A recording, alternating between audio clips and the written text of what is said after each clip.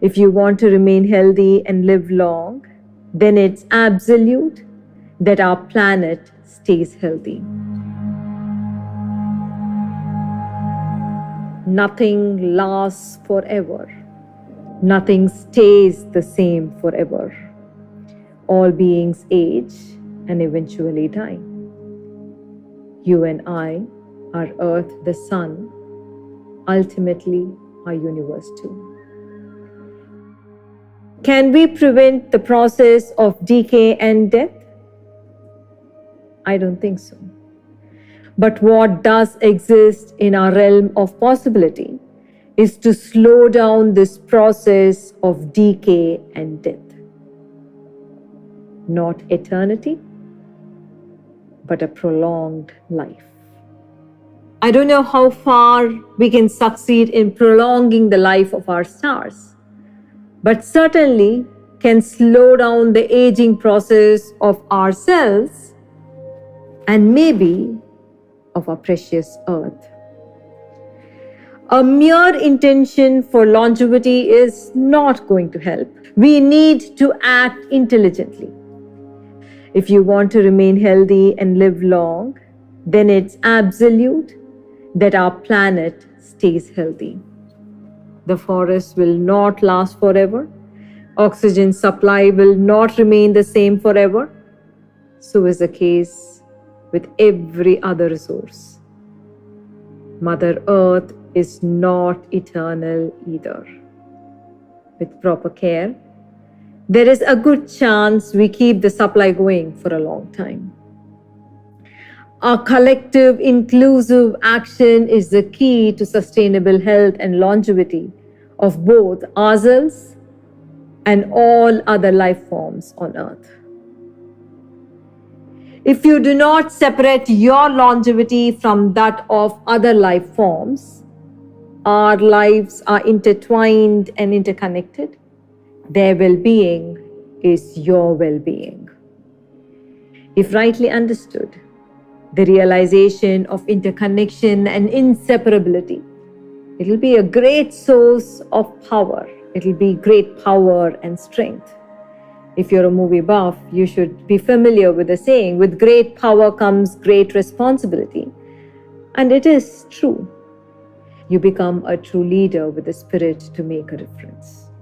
On the contrary, if you felt helpless or afraid because you feel so dependent on the rest for your own well-being, contemplate a little longer on the truth of oneness until you feel that power and responsibility in your heart. And responsible action can only be inclusive. How, where, and when do you begin your exercise for longevity? You begin at home. You begin right now by practicing sustainability. This week, let's bring attention to the flora and fauna of the different regions of our world. Spend a moment contemplating the living forms that survive the pitch dark and the pressures of up to 15,750 psi in the very deep Mariana Trench of the Pacific. This is more than 1,071 times the standard atmospheric pressure at sea level. Reflect on the tundra vegetation that survive the thin air of high altitudes.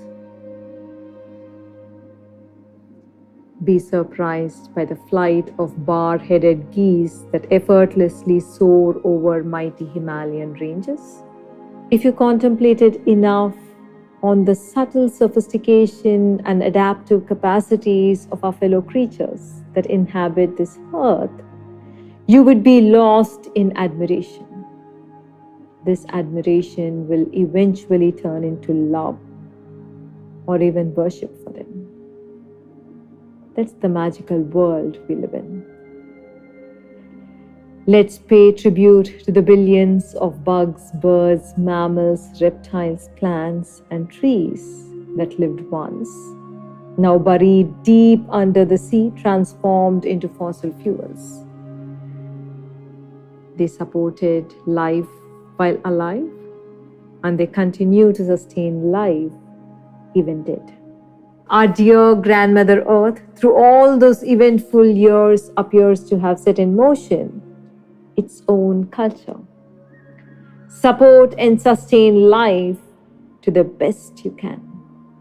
It wouldn't be an unwise decision to choose the very wise grandmother Earth as your role model. If only you can, and I can, reflect this culture in all our actions, we will have saved our planet. It probably makes one more comfortable to hold on to the ignorant view it's but human genius that figured a way to extract the fossil fuels, set up complex refineries to process those fuels, invented giant vessels to transport this fuel, discovered the combustion engines for daily commuting, etc. Why do we have to give credit to those decomposed creatures? We should know by now that our giant factory is only a short chain in this whole process. Primary manufacturing happens inside the womb of Mother Earth. It's those decomposed creatures that make your everyday living so seamless. Where do you get all the heat and mechanical energy required to make you a cup of coffee, or to commute to office, or for your communication and entertainment? What's the source of fuel you find at the gasoline station, or the electricity that flows from the state grid? It's manufactured in the womb of Mother Earth.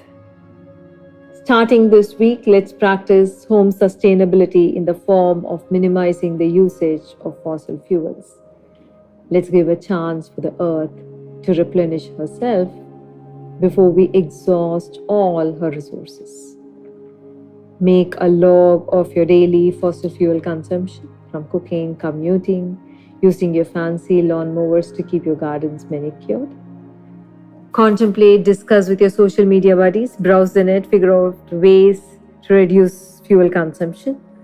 There are tons of simple, convenient alternatives: carpooling, using the metro, public transport, bikes for short distance commuting like the Dutch do, efficient cooking methods, etc. Where there is a will, there is a way.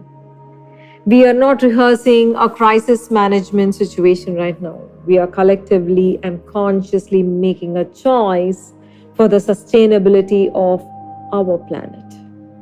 We are attempting to learn new ways of sustainable living.